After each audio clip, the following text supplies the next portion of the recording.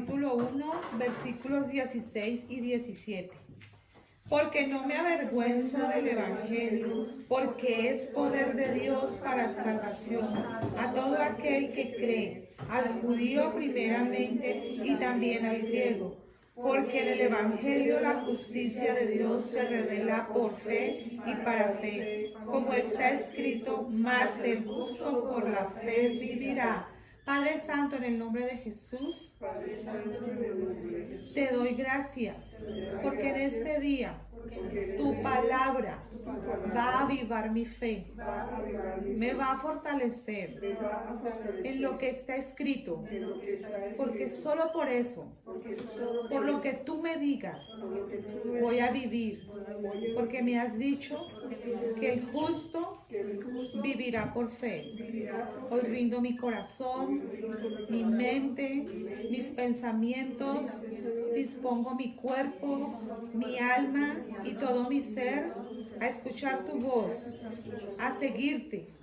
Gracias por perdonarme y limpiar mi vida de todo pecado, de lo oculto de mi corazón, de la mentira y el engaño. Te doy gracias por alumbrarme el entendimiento, por darme tu conocimiento, el discernimiento de tu voluntad, el temor de Dios y el dominio propio para vivir agradándote en todo.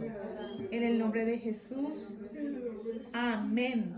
Gracias porque ninguno nos avergonzamos del Evangelio, porque es el poder de Dios que existe para salvar a todo aquel que cree en el Señor Jesús.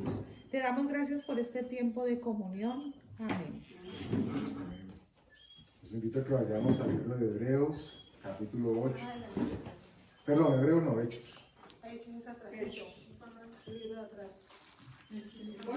Hechos, capítulo 8.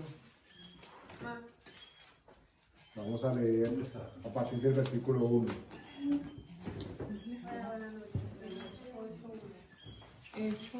Hechos, capítulo 8, versículo 1 en adelante.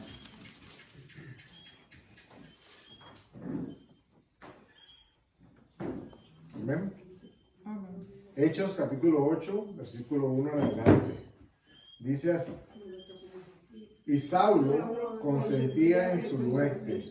En aquel día hubo una gran persecución contra la iglesia que estaba en Jerusalén, y todos fueron esparcidos por las tierras de Judea y de Samaria, salvo los apóstoles. Primera pausa obligada. Cuando dice, y Saulo consentía en su muerte, ¿saben de quién está hablando la escritura en ese momento?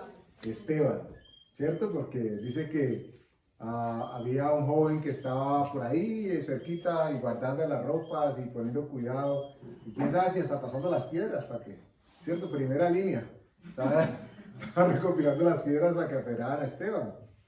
Y la palabra de manera manifiesta nos dice que es Saulo, y me gustaría, a propósito del mensaje, que podamos tener claridad de cómo la escritura nos presenta primero a Saulo y después nos hablan de Pablo. Aunque después nos van a referenciar a Saulo de Tarso, ¿cierto? Pero ¿por qué el nombre? Bueno, es obvio, pero la pregunta la tengo que hacer sí o sí. ¿Por qué hablan de Saulo primero? ¿Por qué la escritura introduce a este personaje con nombre de Saulo? Claro, claro, porque ese era su nombre. El nombre de malo. ¿Era nombre de malo? El nombre de antes de ser. Antes de ser, ok. Por ahí va la cosa. ¿Alguien más? ¿Por qué? ¿Por qué? Les digo que la respuesta es muy obvia, pero Era pues... Pablo no redimido. Miren que no nos dicen Pablo, sino que nos aclaran que es Saulo, ok. Lo cual de entrada nos plantea un antes y un después. Pero este antes, este personaje, cuando es más adelante se describe y dice que lo han obligado a vanagloriarse y a hablar de sí mismo, nos cuenta, o la escritura nos deja saber un poco cuál era su background, su respaldo, sus antecedentes. Dice que fue enseñado a los pies de Gamaliel, uno de los judíos rabinos más importantes de la época. Seguramente era el que, por el que todos pasaban obligado para conocer cómo era el judaísmo, cómo se mantenía y cómo se guardaba la ley. O sea que él no era ningún pintado en la pared en términos del conocimiento de la escritura. En términos del éxito del mundo. Y aún de la escritura, pero, y lo hermoso, a mi entender, y es lo que queremos compartir con ustedes, es cómo hay un antes y hay un después, a pesar de que ese antes también estuviese indagando acerca de Dios. Porque yo no sé si a ustedes les pasó, yo puedo contarme dentro de esos insensatos en que alguna vez actuamos con insensatez, en ese ánimo de conocer de Dios, en ese ánimo de conocer de un mundo espiritual, algunos tal vez escarbamos en filosofías o en pensamientos o en posturas distintas que para nada eran lo que Dios quería, ¿cierto? Y los consideramos en algún momento como que estábamos en el camino que era, porque estábamos en esa búsqueda. Y pues alguien dirá, pues no buscar que no buscar. Y es verdad, lo digo con cuidado, ¿no? No se trata de poderse meter en cualquier cosa para salir a otra. Con lo que quiero llegar es que cuando estamos buscando a Dios, Dios va a permitir que lo encontremos. Tarde o temprano. Nosotros quisiéramos que fuera más temprano, pero tarde o temprano nos vamos a encontrar con Dios. Porque Él dice literalmente que el que toca va a abrirle. Y el que busca, encuentra, ¿cierto? Entonces, Pablo, de manera equivocada, seguramente muy religiosa, estaba siendo criado para buscar a un Dios que era un Dios religioso. Y tenía conocimiento y tenía una academia detrás de él. Y tal vez eso lo hacía ser un hombre muy recio y muy definitivo con sus planteamientos. Pero eso no lo hacía acercarse a Dios. Miren ustedes lo paradójico que es. Un hombre lleno de conocimiento de la Escritura, pero ajeno al propósito que la Escritura planteaba. Por eso la introducción que nos hacen es de él es Saulo. Y si en sus Biblias tiene un título, va a aparecer Saulo persigue a la iglesia. Entonces le decía, me pasó a mí, se encuentra uno en algún momento con un texto, una guía, una filosofía, un pensamiento, donde pareciera de que es atractivo, pareciera que llama la atención. Y entonces, pues para no mencionarlas, pero si suena espiritual, entonces, eso puede llevarme a algo espiritual. Y es verdad, siempre lo espiritual va a llevar a algo espiritual. Lo que no sabemos es si esa espiritualidad es la que Dios va a permitir que encontremos. Porque vivimos en el mundo espiritual, lo creamos o no. Entonces, una persona que se cree espiritual puede ser muy espiritual, pero totalmente alejada de Dios. O sea que la espiritualidad como tal, como concepto, no es... Ustedes han escuchado artistas y gente conocida que se autodenominan espirituales. Y que aquellos consideran espiritual, que andan buscando, qué sé yo, una respuesta en ese mundo que para muchos puede ser diverso.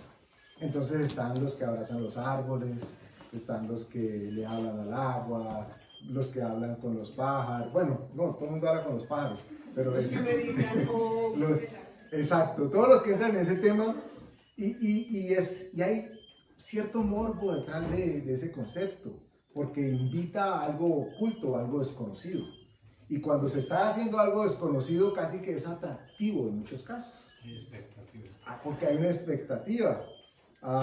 Esta mañana, en una conversación que teníamos con los compañeros de trabajo, uno de ellos decía, y digo uno de ellos porque él ha hecho de todo en la vida, hasta escribir horóscopos. Estábamos hablando precisamente de eso, y él decía que cuando él estaba en la universidad, a él le tocaba escribir el horóscopo en la publicación que hacía la universidad. Y entonces otro compañero le preguntó, ¿y qué escribías? Y yo, qué sé, de la plantilla yo escribía lo que estaba allí escrito y continuaba. Entonces, ¿quién de los más grandecitos de nosotros no cabalgó en algún momento de la vida con el tema del horóscopo? Yo no sé si el horóscopo existe todavía. No sé si los jóvenes saben qué es un horóscopo en este momento. De pronto por obvias razones. Pero es antes más. ¿Sí?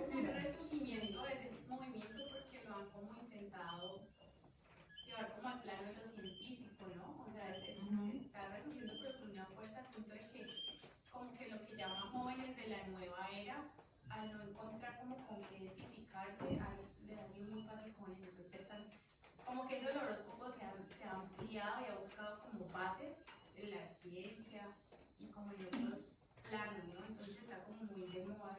Imagínate cómo confunde la oscuridad con más oscuridad. Y hay algo que tenemos que tener claro, porque bien lo mencionas, se puede disfrazar de ciencia, pero hay gran diferencia entre lo que es la astronomía y lo que ellos llaman la astrología. Y es una línea que para muchos no existe diferencia, pero que es abismal, ¿cierto? Los astros y la astronomía, desde el punto de vista de dónde está la ubicación, pues eso es evidente. Es más, si no fuéramos a eso, pues Dios fue el primer astrónomo, por obvias razones, porque hizo todo lo que hay. Y después nos dijo cómo funcionaban las cosas. Pero lo otro hace que la gente se diluya, se confunda y se aparte a pesar de que crea estar acercándose hacia Dios. Yo recuerdo haber cogido un librito ¿De mercado? ¿De mercado? de un tipo que... Walter Mercado. Walter Mercado, un puertorriqueño famosísimo. ¿Ese señor se murió? Sí, yo iba a preguntar lo mismo. Pues si no se murió está momificado porque él tenía cirugía tras cirugía tras cirugía. ¿Sí se murió? Bueno. Pero había una suerte de variedad en libros, en posturas. Y ahora que ustedes lo mencionan, miren, yo pensaba que los jóvenes no tenían nada que ver con el horóscopo y qué equivocado puede estar. En el pasado eso era pan del día, ¿cierto? Y uno diría, los jóvenes ahora no se meten con eso, pero el diablo siempre quiere reencauchar cosas. Nos encontramos aquí con Pablo, una figura aparentemente religiosa, aparentemente espiritual, pero cuyo propósito con la iglesia de Dios era perseguirlos, acabarlos. Y el versículo 2, miren lo que dice.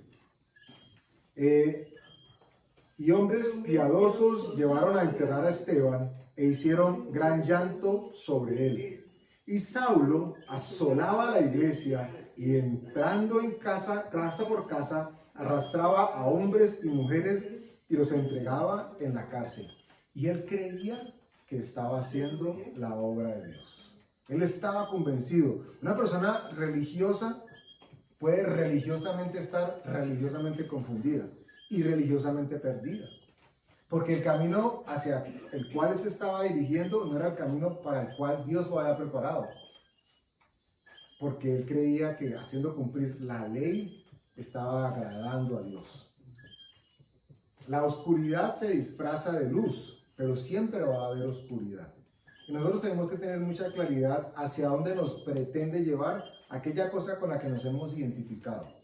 Porque hablamos de filosofías y de pronto dirán, no, yo no tengo filosofías raras. A mí solamente me gusta manga. Y uno dice, manga no pasa nada.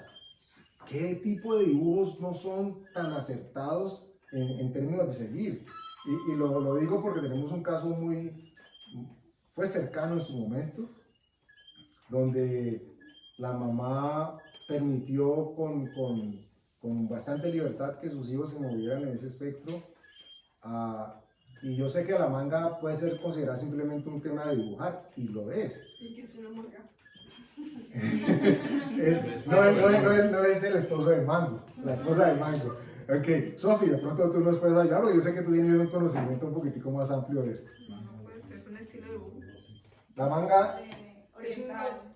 ¿Es un qué? Es oriental, similar. ¿Conoces el anime? No. ¿Tampoco? Es un Las caricaturas o bueno... ¿Te acuerdas de Mazinger? ¿te acuerdas de...? Pero de los orientales, que son los... Es un estilo de dibujo, Olguita, básicamente es ¿Te eso. acuerdas de Mazinger? Sí. Bueno, ese es más o menos ese Naruto. más moderno. Parecido, pero ese no es. Caimán. Ese es el nuestro y el de ahorita es manga. ¿Quién de los jóvenes adultos que vemos aquí se acuerda del Capitán Centella? No saben qué. No saben nada de usted. ¿Sí? Bueno, el punto es que nos salió un poquitico del tema, pero vale la pena. Es un estilo de dibujo. Y en sí el dibujo, ¿qué tiene de malo? Pues nada. Pero estas personitas, tal vez no guiadas apropiadamente y sin supervisión tal vez, abrieron un mundo hacia lo que la manga significaba, y resulta que el manga tiene una serie de clasificaciones diversas, que van desde lo oculto hasta lo pornográfico, todo en un ámbito de dibujo. Y cuidado porque conocí casos en el colegio donde los papás decían, no, ella está dibujando muñequitos, o no, ella está viendo muñequitos. ¿Qué muñequitos está viendo? Complicado. Y estos amiguitos de los que les hablo, abrieron su corazón y su mente a esto y se conectaron de tal manera que se apartaron de aquella ruta que su papá y su mamá en un principio habían trazado.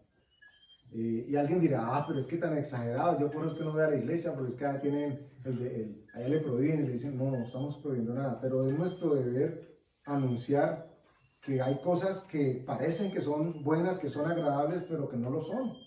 Y aquellas cosas que deben estar puestas en remojo es para que nosotros estemos muy atentos, muy atentos. Porque, bien lo mencionabas tú ahora, son cosas que entran en moda. Y si algo le gusta a los muchachos, bueno, y a los viejos también, es estar en la moda, estar in. Entonces, supremamente cuidadoso. Pablo estaba en la moda, y la moda en ese momento era atacar al pueblo cristiano. Tan es así que dice la Escritura que por ahí en esos días es cuando después a ellos empiezan a llamarlos por primera vez cristianos. ¿Y la moda qué era? Casemos cristianos, persigamos cristianos, entreguemos cristianos. En eso se encontraba haciendo Pablo. Y eso está ganando otra vez. Nunca ha dejado de estar de moda. Nunca ha dejado de estar de moda. La religión siempre va a perseguir al cristiano verdadero, siempre.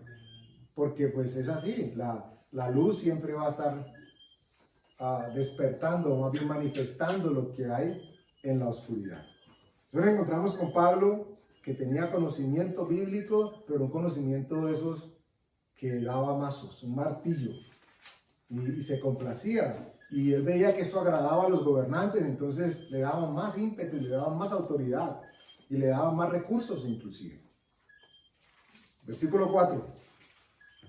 Pero los que fueron esparcidos iban por todas partes anunciando el evangelio. Y aquí yo me gozo cuando estos versículos los encuentro, porque todo plan de las tinieblas, no importa qué tan bien confeccionado esté, no importa qué tan bien orquestado esté, qué tan planeado haya sido, qué tan detallista haya sido, todo plan, todo, absolutamente todo plan de las tinieblas va a ser derribado, pero va a ser modificado en contra propia. Lo evidenciamos en el evento más grande que nosotros hemos vivido como humanidad. Se lo recuerdo y yo trataba de narrárselo lo más descriptivo posible desde mi imaginación. Y es el momento de la crucifixión, todo lo que antecedió a la crucifixión. Porque la Biblia nos relata con muchos detalles qué pasó. Y nos encontramos con que los fariseos estaban confabulados con los saduceos, con los que eran más feos que ellos, con todos estaban de acuerdo en qué hacer para acabar con Jesús. Y entonces Herodes, antes de que ellos llegaran, a los 2 años, intentó acabar con todos los niños que habían nacido o que tenían 2 años o menos. El diablo siempre orquestó la manera de llegar al Mesías que estaba por nacer, pretendiendo acabar con la promesa que a través de él iba a llegar. El Mesías llegó, creció, se manifestó y entonces creyeron haber encontrado el plan perfecto para acabar con él. Encontramos un infiltrado, alguien que se torció de los cercanos de Jesús. Ese lo va a entregar. Y imagínense ustedes lo que estaba sucediendo en el mundo espiritual. Porque se acuerdan que en un momento Jesús dijo, ¿ustedes no creen que yo puedo pedir que vengan legiones de parte de mi Padre y acaben con todo esto? Eso significa que en el mundo espiritual, mientras simultáneamente sucedía algo en la tierra, había expectativa. Era como si hubiesen alquilado balcón, literalmente. Los ángeles, los querubines, todos los que el mundo espiritual describe en la Biblia, estaban atentos a lo que iba a suceder con el Hijo de Dios encarnado en los hombres. ¿Y cómo así que le iban a decir a ellos que él iba a morir? O sea, ¿quién comprendía eso en el mundo espiritual? ¿Quién de ellos que compartía con Dios, que adoraba a Dios, de pronto le decían, ahora Dios manifiesto en el hombre, Dios tiene que morir? Y de la peor manera. Y de la peor manera, humillado completamente. Entonces, no hay lugar a dudas de que todos estaban así, mirando qué sucedía en el momento de la cruz. Ese es un lado de la tribuna. En el otro lado de la tribuna, también en el mundo espiritual, nos encontramos con aquellos que habían orquestado todo. Aquellos que movían los hilos de los fariseos, que manejaban sus mentes, porque así funciona el mundo espiritual. Tiraban sus dardos, el pensamiento de temor, el pensamiento de envidia, y llegaba el sentimiento, se entraba en ellos, se apoderaba de ellos y terminaba siendo títeres de otros elementos que los manipulaban. Entonces, en ambos escenarios estaba, por un lado, los ángeles de Dios y Dios mismo, y por acá en el otro lado, los ángeles caídos, los demonios, los secuaces de Satanás. ¿Y qué estaban ellos? Lo tenemos. El Señor Jesús lo describe en sus parábolas cuando dice que el amo envió a su hijo para que le diera lo que le correspondía de lo que habían trabajado en la hacienda, en la granja. Y dice que los que estaban en la granja dijeron, este es el hijo del dueño, si lo matamos, se acabó la cosa. Literalmente algo así estaba tomando lugar. En el mundo espiritual había la expectativa de que la única persona que decían que podía hacer sacrificio vivo delante de Dios, si lo eliminaban, se acababa cualquier posibilidad de salvación para el ser humano. Y que ellos ganaron. Y que ganaban. Entonces había fiesta, yo me imagino, que no, si son los demonios.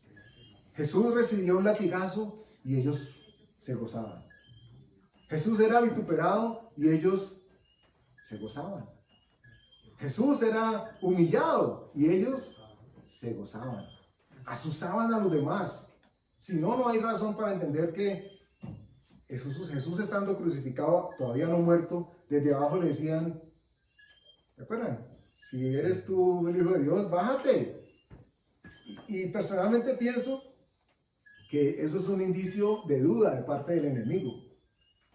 Ellos no lo sabían. Era como si a última hora el diablo hubiera dicho, ¿si es ese?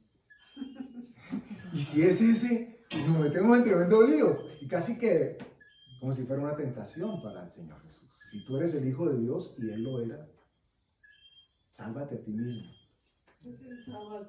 Y donde lo hubiera hecho, ¿qué hubiera pasado con nosotros?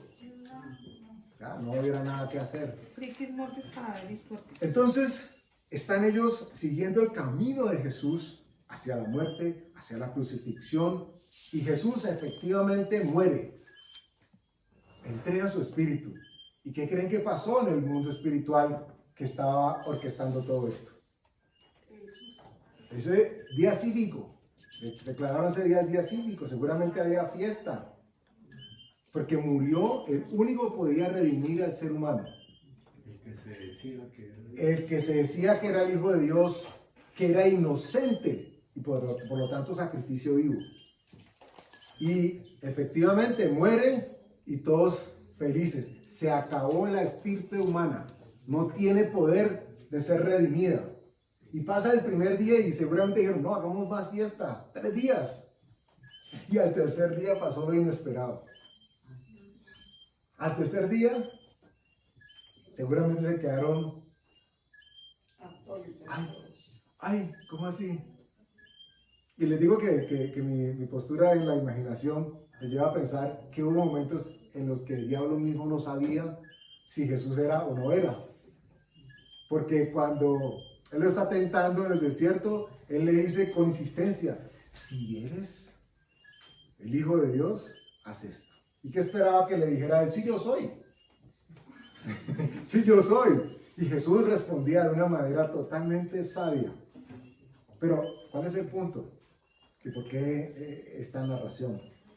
Porque el plan que parecía perfecto para acabar con la salvación del ser humano, el plan que había involucrado a un poco de personas y que efectivamente había tomado lugar, terminó siendo la peor jugada que pudo haber motivado el mismo Satanás y todos sus demonios.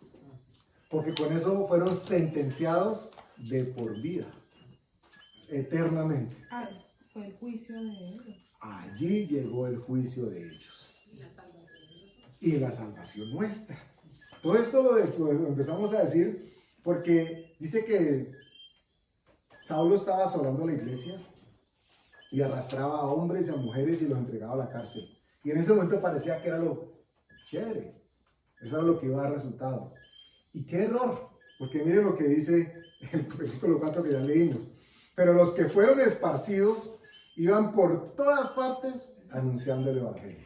O sea, alborotaron un avispero que habían podido, según ellos, dejar tranquilo. Si ellos hubieran podido ver en el futuro, ¿qué hubiesen hecho? No le hagan nada. No le hagan nada, que no muera. Pónganle algo para que no le pase absolutamente nada.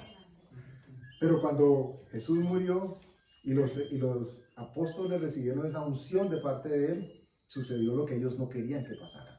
Precisamente que el evangelio fuese predicado a todas las naciones. Ese es el cuadro con el que se está enfrentando Saulo, todavía inconverso, que es el propósito con el que vamos a iniciar las prédicas. Un Saulo, que no sabe, no tiene la menor idea de a qué Dios está sirviendo. Completamente confundido y lleno de religiosidad. Pareciera que lo supiera todo y en realidad no sabía nada. Y era un doctor en la ley porque en ese tiempo el máximo estudio, la máxima conocimiento era ser instruido en la Torá y en todas las leyes que ellos también se habían inventado y se las sabían de memoria. Y él era una persona muy importante para su donde vivía, su comunidad, su lugar, sí. Imagínense entonces trasladémoslo a este tiempo, personas que tienen conocimiento de la Biblia y eso se encuentran por doquier, conocimiento, por eso dice que la letra sin el espíritu es letra muerta. Lo que la hace viva y que de verdad tenga asidero es que está viva, tiene espíritu y es que hace algo. Y es que entra, penetra, divide y muestra que las intenciones del corazón, lo que cada persona es. No es la persona que esté hablando, es la palabra de Dios que está en la boca de esa persona que tiene poder. Entonces, de nada sirve el conocimiento y uno maravillarse porque alguien le cite la Biblia de tapa a tapa. Lo importante allí es que esa persona viva y dé testimonio que de lo que ella sabe, lo cree y lo vive. Eso es lo más importante. Amén. Entonces, recapitulando un poco, ¿qué podríamos nosotros decir que fue lo primero que tomó lugar en la figura de Saulo cuando se encuentra con el Señor Jesús? Porque ahorita lo dijo ahora rato, ¿qué era lo que significaba ese Saulo? Bueno, y ustedes también mencionaron algunas características. ¿El Saulo era el redimido o el que estaba por ser redimido? Ok, entonces, ¿qué toma lugar necesariamente en el corazón de una persona que llega por primera vez a encontrarse con su Salvador? Esa persona es Transformar. ¿Qué término utilizamos nosotros para referirnos a cuando conocimos de Dios? La conversión. ¿Ok? Conversión. Esto es a lo que se está enfrentando el apóstol, que todavía no sabe que va a ser apóstol Saulo. Se está enfrentando a esto. Pero no puede Dios actuar en su vida si antes no ha sentado las bases legales para que él sea un convertido, es decir, un hijo sellado por Dios. Ustedes pensarán, ¿por qué estamos hablando de esto? Porque pareciera que hay veces es plastilina lo que leemos, pero es totalmente fundamental en nuestras vidas. ¿Sabemos qué es la conversión? Eso es doctrina. Eso es algo que Pablo y Pedro decían que no se cansaban de repetirlo las veces que fuera necesario, porque lo que hace eso es que tenemos una fe y es para fe, por fe y para fe. O sea, tengo fe, pero tengo una fe que puede ser que no sea la fe de las escrituras. Y por fe, y para fe, es para que mi fe se fortalezca en lo que dicen las escrituras, no en lo que me enseñó la mamita, no en lo que me enseñó el papá, no en lo que me enseñó la escuela. Entonces, sí, la gente piensa que por seguir al Señor, para llegar a Dios, hay que pasar o por una virgen, o por un santo, o por un intercesor, un papa, un cura, cuando la palabra nos está diciendo que el único camino y verdad y vida es el Señor Jesucristo. Entonces es importante estar reafirmándonos cada día. Yo ya sé eso. No, vuélvanlo a escuchar, volvámoslo a escuchar, porque eso nos ayuda a que la fe que tenemos sea la fe fundamentada en lo que dicen las escrituras. Amén. Y noten ustedes esto. Si entendemos o empezamos a asomarnos con lo que significa conversión, es decir, nuevo nacimiento, vamos a entender, espero, con más precisión la diferencia entre arrepentimiento y remordimiento. Aunque las dos terminan en miento, son totalmente distintas o diferentes, porque la persona arrepentida no es aquella que solamente fue descubierta y por ello entonces se siente mal. Esa es la diferencia entre arrepentimiento y remordimiento. Lo que normalmente sucede cuando hay remordimiento es que fue pillado y como que, me pillaron y por ese hecho entonces es que me siento mal. Pero el convertido o la persona que nació de nuevo se arrepintió de corazón y eso hace que las bases legales sean establecidas para que Dios pueda decir de nosotros que somos hijos de Dios. Miren que no dependiendo de nuestras obras, toma lugar una decisión para que seamos convertidos. La conversión siembra o sienta las bases legales para que nosotros podamos entrar al reino de los cielos. Es el pasaporte, digámoslo así, que han querido poner ahora el verde para entrar a otras partes. El diablo siempre ha querido imitar, pero el pasaporte para poder entrar al reino de los cielos es la conversión, porque si no hay cobertura de la sangre de Jesús sobre nosotros, no podemos acercarnos a su trono. Importante que nosotros tengamos claro por qué decimos que somos cristianos. Y hay un ejemplo básico, y me gusta darlo cada vez que tengo la oportunidad. Por la misma razón que nos llamamos colombianos. ¿Por qué nos llamamos colombianos? Porque nacimos en Colombia. ¿Y por qué además de colombianos somos caleños? Porque nacimos en Cali. Entonces, ¿por qué nos llamamos en Cristo? Porque nacimos en Cristo. Eso es lo que nos hace identificarnos como cristianos. Y el nacer en implica que hemos nacido de nuevo. A eso estamos hablando.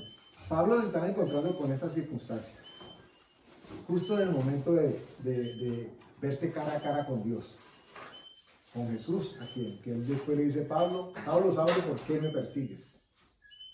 Él no sabía lo que estaba haciendo, como seguramente en algún momento algunos de nosotros no hemos sabido lo que estábamos haciendo, tal vez buscando a Dios de manera equivocada, seguramente de manera equivocada, pero me gozo al saber de que estamos aquí escuchándolo o escuchando de Él, porque eso significa de que nuestra búsqueda fue escuchada de parte de Dios y no fue en vano. Y seguramente nos dimos tumbos en algún momento y nos dolió y nos equivocamos seguramente, pero Dios nos guardó y nos guarda porque aprendimos a identificar su voz y aprendimos a seguirlo. Siempre les digo que nosotros oramos para que Dios traiga a la iglesia a aquellos que Él sabe que deben formar parte de la congregación, no con el ánimo de que tengamos muchas o pocas personas, sino que los que estén, o sean muchos o sean pocos, sean los que Dios ha traído. Porque en última, Dios va a pedir cuentas de aquellos que Él trajo. A mí eso me trae responsabilidad, o a nosotros nos trae responsabilidad, pero también nos trae alivio, porque aquellos que no, Dios, eso no los trajiste tú, y los que no trajo Él, se los lleva a Él también. Entonces, estamos aquí con un propósito especial, porque Dios metió su mano en medio del barro, del lodo en que nos encontrábamos, y de allí nos atrajo hacia sí. El nuevo nacimiento no cambia la mentalidad. Importantísimo que eso lo tengamos en cuenta. El nuevo nacimiento no cambia la mentalidad, cambia la naturaleza. ¿Por qué? Cambia la naturaleza, cambia la mente también. Si fuera así, nosotros ya no estaríamos lidiando con nuestra alma y con nuestra mente. Por eso la Escritura dice que estamos siendo transformados de gloria en gloria y que nosotros seamos reformados en el espíritu de nuestra mente, que es el que tiene que ser cambiado de manera de pensar. Y eso sucede conforme nos vemos expuestos a la palabra de Dios y somos lavados y transformados. Pero en pocos casos, tal vez no diría ninguno, pero imposible decir que Dios no puede hacer como Él le plazca. En pocos casos podríamos decir, esta persona conoció a Dios y ya, no necesita absolutamente nada más. No vamos a decir que no pueda pasar, pero no. Miren ustedes que el ejemplo de Saulo pareciera que es el evidente, pero tiene sus fisuras. Porque uno diría, Pablo estuvo 3 días ciego y abrió los ojos y ya, era otra persona. No, tenía un conocimiento distinto, pero lidió de ahí en adelante consigo mismo y con lo que le rodeaba siempre. ¿Y el aguijón que le dieron? Siempre queriendo hacer lo que él consideraba que era, lo que tenía que hacer, exponiendo a que tenía que exponer, se molestaba, se gozaba, pero era él. Entonces es importante que tengamos esto en cuenta. ¿Ese era el que era margeniado? No, el margeniado era Pablo. Pues que todos cuando hablaban con ese de nuevo parecían que estuvieran margeniados, particularmente cuando defendían la fe. Pero nos evidencia la Escritura a los mismos personajes siendo muy auténticos en la defensa del Evangelio, pero también siendo muy amorosos en aplicar lo que el amor decía tenía que ser aplicado. Entonces les repito, el nuevo nacimiento no cambia la mentalidad. El nuevo nacimiento cambia la naturaleza. ¿Qué significa la naturaleza? Casi que, pongámoslo en estos tiempos que está todo como tan científico y tan vaporoso con el tema genético. Casi que el gen que identificaba al hombre con el pecado le hubiese sido quitado, pero el hombre no se da cuenta que ya le quitaron el gen. Amén, así es. Pero allí hay una cuestión, es que, porque hay gente que no cambia de una, la gran mayoría no cambiamos de una, el Señor va poco a poco, y obviamente también, pronto conmigo el Señor, que yo desde muy joven asistía a la iglesia y recibía a Cristo, pero ya con el tiempo y digamos, todavía sigue el Señor pues transformando. Y no para, claro, es totalmente de acuerdo, María Eugenia. De hecho, es lo que estamos diciendo. Pues yo creo que es porque cada persona tiene su proceso con Dios. Y cada persona o ha entendido, o ha aceptado, o ha aplicado, de acuerdo a la proporcionalidad, lo que ha estado recibiendo de parte de Dios. Pero eso no desdice de que fuimos cambiados genéticamente. Claro. Sino que unas se demoran más, otras personas escuchan más rápido, otras se disponen, pero genéticamente, por eso es espiritual, genéticamente fuimos cambiados. Él lo dice, fuimos trasladados del reino de las tinieblas al reino de la luz. Así literal se cumple. Es O que sea, es cuestión que, perdón mi amor, es cuestión que cuando uno lo va descubriendo, va entendiendo y entonces hay una renovación de la mente. Dice que, la palabra dice que el Señor Jesús murió por el pecado. Entonces, ¿yo por qué peco?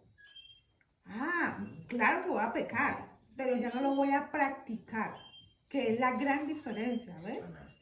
eso es como sucede en la mayoría de las novelas o cualquier enlatado, en este caso mexicano, ¿cierto? Que dice, María Antonieta, ese no es tu papá.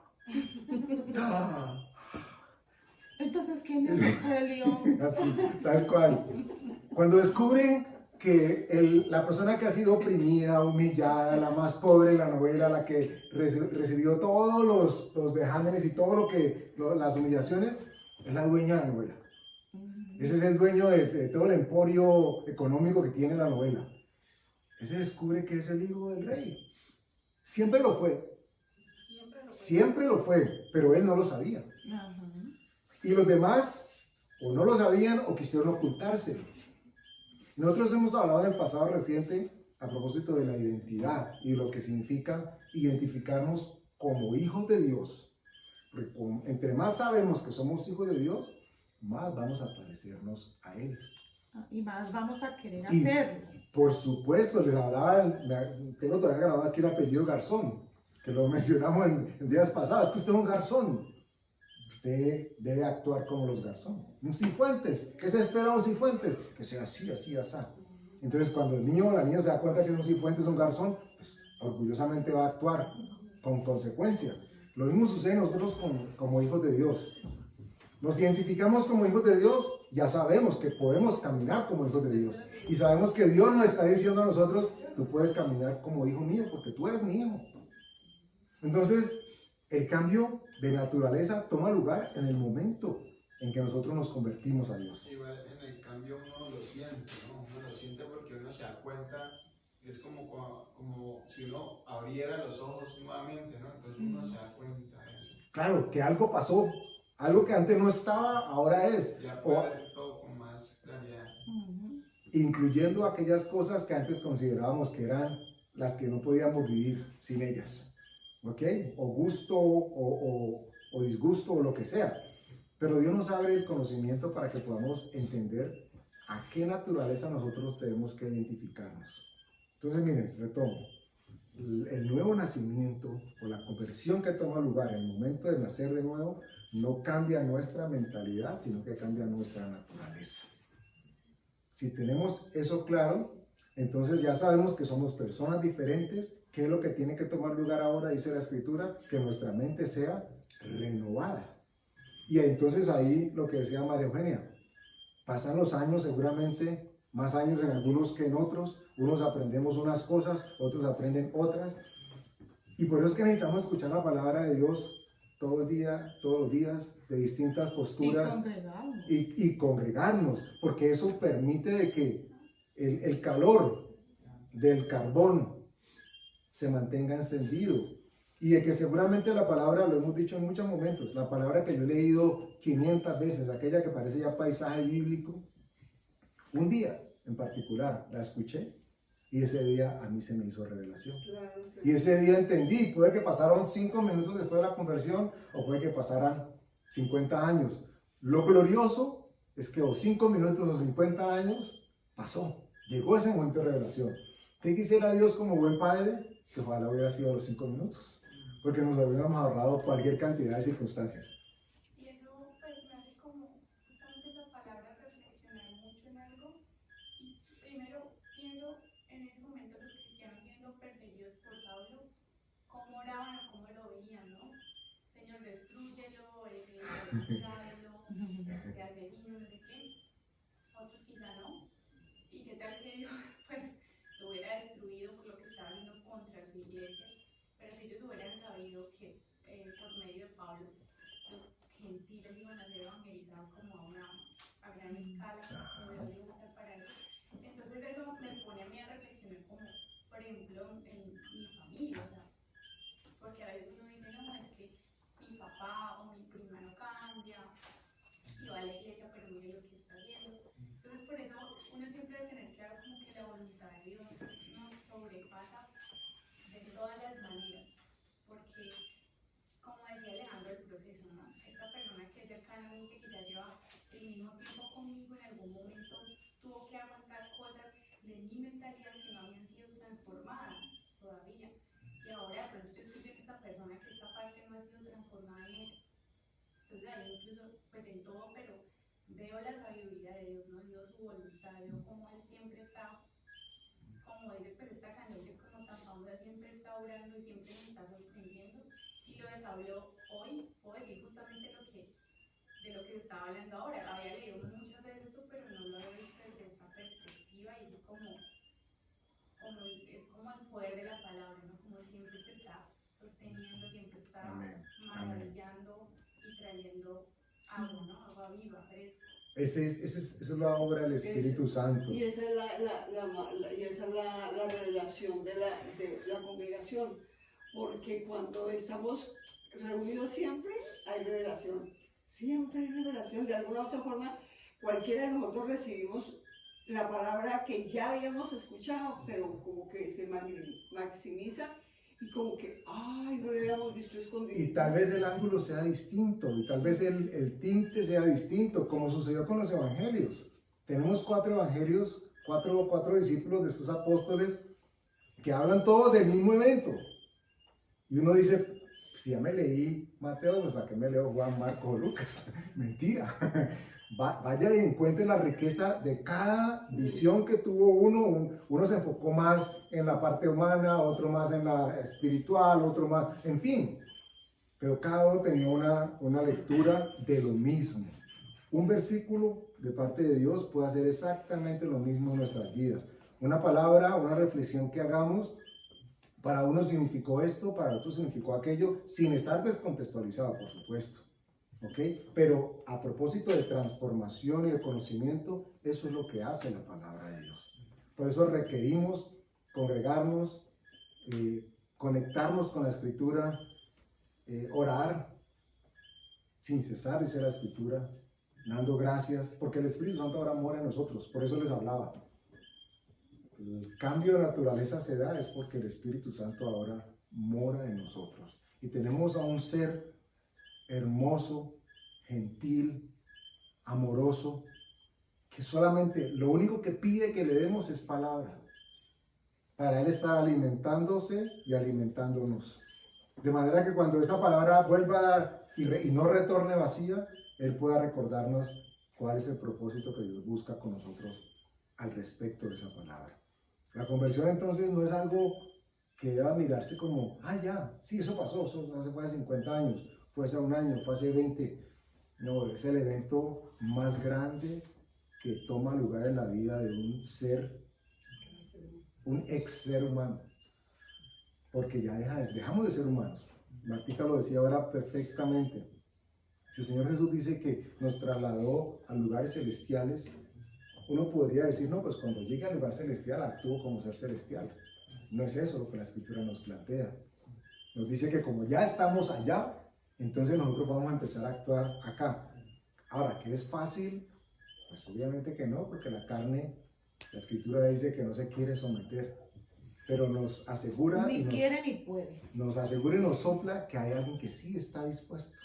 Dice, el Espíritu siempre está dispuesto, aunque la carne es débil. La conversión, lo que estaba tomando lugar, vamos acabando por hoy, en la vida de Pablo, él no se imaginaba lo que iba a pasar.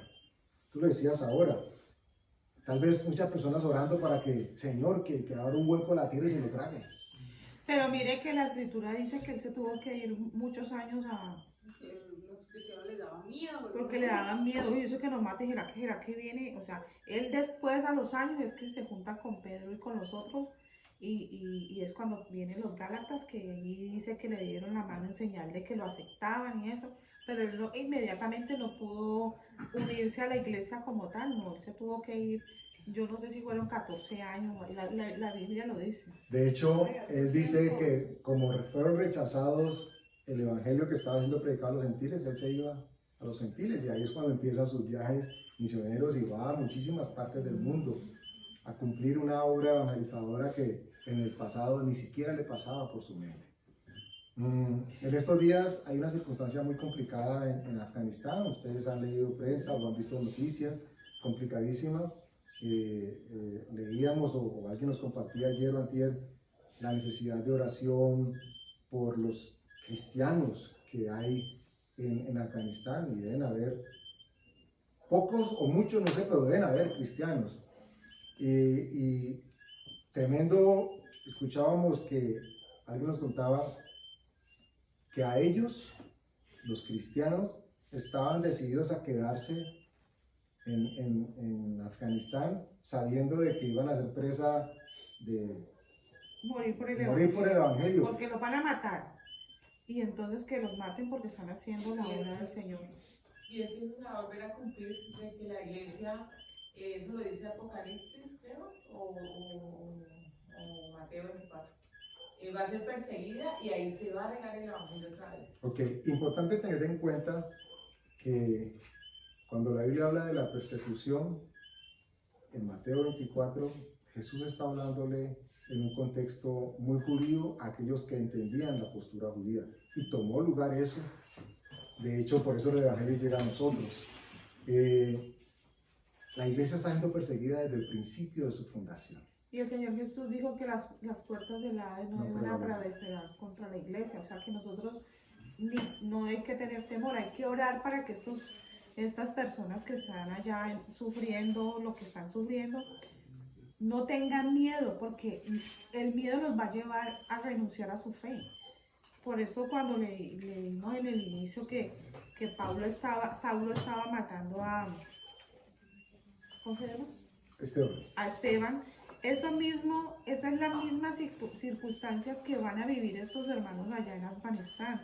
Orar para que ellos no nieguen su fe, porque ellos son los mártires de los cuales la Biblia habla en Apocalipsis, que están allí y que no pierdan su corona. Oremos para que ellos no pierdan su corona, para que los fortalezca el Espíritu Santo con fe y con amor y temor de Dios, en nunca negar en lo que han creído y por lo cual se ha ido a vivir allá. Son misioneros que están allá. Y los que han de salir, porque Dios lo ha decidido así, pues que puedan salir, pero los que se van a quedar, le dijeron a esta persona que es de una iglesia, que oraran para que ellos pudieran ser contados como dignos de llevar la palabra. Imagínense esa valentía. Tremendo. Eso es una valentía, eso yo me erizaba escuchándolo. Y nos han pedido orar 24 horas. Se están por ahí acordando, Padre, fortaléceles su fe, Padre, que no nieguen su fe, Padre, que estén con gozo y alegría porque van a ser dignos de recibir una corona especial porque son mártires. Amén. Y Alessandra le decía ahora, si ellos hubieran sabido, seguramente no hubieran intercedido en su momento para que todo parara. Lo que nosotros tenemos que hacer, y con esto vamos acabando, es pedir que la voluntad de Dios se cumpla. Eso nos garantiza perfección. No importa qué sea lo que nosotros identifiquemos como perfección, ¿cierto? Porque para algunos la perfección es que ojalá lleguen un poco de aviones y se los saquen a todos y ya, queden libres y ya. Pero ¿qué tal que el galardón de ellos no sea ese? Y si Dios ha dispuesto en sus corazones de que tome lugar esto y ellos quieren entregar esto para Dios, wow, no cualquiera lo hace, pero qué bendición que haya alguien que lo haga. Gracias a que hubo alguien que lo hiciera, el Evangelio llegó a nosotros. Y por eso estamos hablando hoy de Cristo. Entonces, El Evangelio es poder de Dios para salvación. a todo aquel que cree. Entonces, la conversión lleva a que nosotros asumamos una postura de identidad. Yo ya sé de quién soy. Ya se acabó la novela mexicana. Ya María Antonieta dijo Rogelio, supiste toda la verdad. quién era el hijo y quién era el papá y de dónde salió. ¿No? Nosotros ya nos dijeron quién es nuestro papá. Y eso debería llenarnos de gozo, Y de la herencia que alegría. nos dio. Pero se convirtió tal vez en algún momento en algo que era tan religioso que pues cualquiera hablaba diciendo que mi Dios, y mi Dios, y mi Dios. Y algunos dicen el de arriba, el Zarco, Chucho. Pero nosotros ahora sabemos a quiénes servimos y por qué podemos confiar en quien hemos servido. Y eso solamente puede tomar lugar en nosotros porque tenemos una nueva naturaleza. Amén. El gen que nos apartaba de Dios fue apartado de nosotros. Eso es lo que literalmente ha sucedido. Amén. Vamos a dar gracias a Dios. Ay, Señor. Padre, gracias por tu obra en nosotros, Señor. Obviamente no podíamos hacer absolutamente nada por nuestra cuenta que nos acercara a ti, Señor. El proceso de la obra redentora de Cristo que nos hizo ser convertidos y nacer de nuevo solamente depende de ti y es por ti, Señor. Señor, tal vez no entendamos con plenitud lo que significa haber sido redimidos, haber sido transformados, haber sido convertidos, Señor. Pero sí sabemos que tu misericordia hace que cada vez conozcamos un poco más de lo que tú tienes para nosotros, Señor. Gracias por enseñarnos cada vez a entender quiénes somos en Cristo y cuál es nuestra verdadera identidad, Señor. Somos tus hijos. Tú eres nuestro Padre. Te damos gracias, Señor, en el nombre de Jesús. Amén. Y amén.